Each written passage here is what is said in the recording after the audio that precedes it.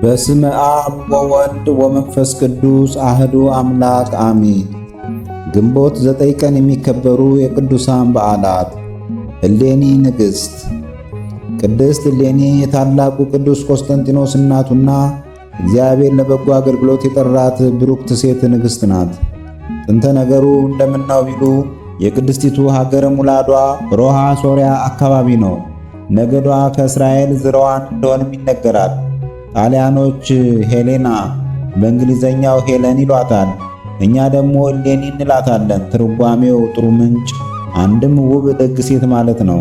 ቅድስት እሌኒ በመልካም ክርስትና አድጋ እንደ ቤተ ክርስቲያን መተርጉማን ተርሚኖስ የሚባል ነጋዴ አግብታ ነበር። ወቅቱም ዘመነ ሰማዕታት ነበር። በማይሆን ነገር ጠርጥሮ ባህር ላይ ጥሏት ንጉሥ ቁንስጣ አግኝቷታል። እርሱም የበራንጥያ የኋላ ቁስጥንጥንያ ንጉሥ ነበር። ቅድስት እሌኒ ከቁንስጣ የተባረከ ልጅን ወለደች። ቆስጠንጢኖስ አለችው። በልቦናው ፍቅርን፣ ርኅራኄን፣ መልካምነትን እየዘራች አሳደገችው። ቅዱሱ አባቱ በሞተ ጊዜ ተተክቶ ነገሰ። ቅድስት እሌኒንም ንግሥት አደረጋት። ያንን የ40 ዓመት ግፍ በአዋጅ አስቀርቶ ለክርስቲያኖች ነፃነትን፣ ክብርን በይፋ ሰጠ። አንድ ሁለት ብለን የማንቆጥረው ውለታ ለምዕመናን ዋለ። ከነዚህ መልካም ምግባራት ጀርባ ታዲያ ቅድስት እናቱ ነበረች። ቅድስት እሌኒ ጾምን፣ ጸሎትን ከማዘውተሯ ባሻገር አጽመ ሰማዕታትን ትሰበስብ፣ አብያተ ክርስቲያናትን ታሳንጽ፣ ለነዳያንም ትራራ ነበር። በኢየሩሳሌምና አካባቢ ብቻ ከ80 በላይ አብያተ መቅደስ አሳንጻለች። እነዚህንም በወርቅና በዕንቁ ለብጣቸዋለች። በዘመኗ መጨረሻም የጌታችንን ቅዱስ ዕፀ መስቀል ከተቀበረበት አውጥታ ለዓለም በረከትን አስገኝታለች። እናታችን ቅድስት እሌኒ እንዲህ በቅድስና ተመላልሳ በ80 ዓመቷ በ330ዎቹ አካባቢ አርፋለች። ቤተክርስቲያናችንም ስለ ቅድስና ውለቷ በዓል ሰርታ ታቦት ቀርጻ ስታከብራት ትኖራለች። ከቅድስት እናታችን ምልጃና በረከት አምላካችን ያድለን።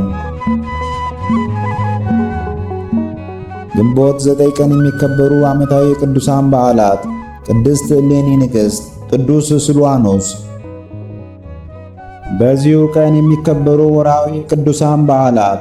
አባ በርሱማ ሶርያዊ፣ ለሶርያ መነኮሳት ሁሉ አባት። አቡነ እስትንፋሰ ክርስቶስ ኢትዮጵያዊ። 318ቱ ቅዱሳን ሊቃውንት ሩታነ ሃይማኖት ዘኒቅያ። የብሔረ ብፁዓን ጻድቃን አቡነ መልከ ጼዴቅ ዘሜዳ ኢትዮጵያዊ። ቅዱስ ዞሲማስ ጻድቅ ዓለም ብፁዓንን ያየ አባት። ቅዱሳኑን የሚመለከት ከመጽሐፍ ቅዱስ የተወሰደ ጥቅስ የቅዱስ ጳውሎስ መልእክት ወደ ሮሜ ሰዎች ምዕራፍ 16 ቁጥር 19። ነገር ግን ለበጎ ነገር ጥበበኞች ለክፋትም የዋሆች እንድትሆኑ እወዳለሁ። የሰላምም አምላክ ሰይጣንን ከእግራችሁ በታች ፈጥኖ ይቀጠቅጠዋል። የጌታችን የኢየሱስ ክርስቶስ ጸጋ ከእናንተ ጋር ይሁን። ወስብሐት ለእግዚአብሔር ልዑል ወለወላዲቱ ድንግል ወለመስቀሉ ክቡር ዕፀ ሳህል አሜን።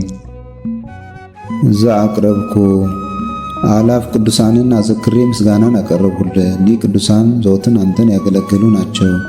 በድህነቴ የማነብልህ መጽሐፍ ምስጋና ተቀበል። አንተ ብዙ ባለጠጎች ካገቡት ይልቅ የድሃዋን መበለት ስጦታን ተቀብላለና። ቅዱሳን የሆናችሁ ነቢያት፣ ለማስተማር የተመረጣችሁ ሐዋርያት፣ ሰማዕታት፣ ጻድቃን፣ ትጉሃን የሆናችሁ መላእክት፣ እናንተም ደናግል ቸር የሆናችሁ መነኮሳት ይህችን ጉባኤ አንድነታችን መባረክን ባርኩ። ስትባርኩም ከሕፃናቱ ጀምራችሁ እስከ ሽማግሌው ድረስ ይሁን።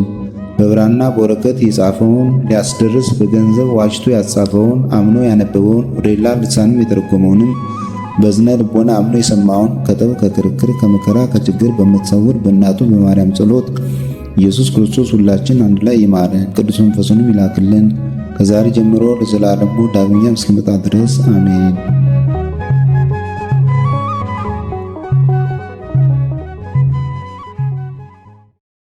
ነቢያት ወሐዋርያት ጻድቃን ወሰማዕት ደናግል ወመነኮሳት አይሩግ ወሕፃናት ገዳማውያን ወሊቃውንት ሰአሉ ለነ ኮልክሙ ቅድመ መንበሩ ለጸባኦት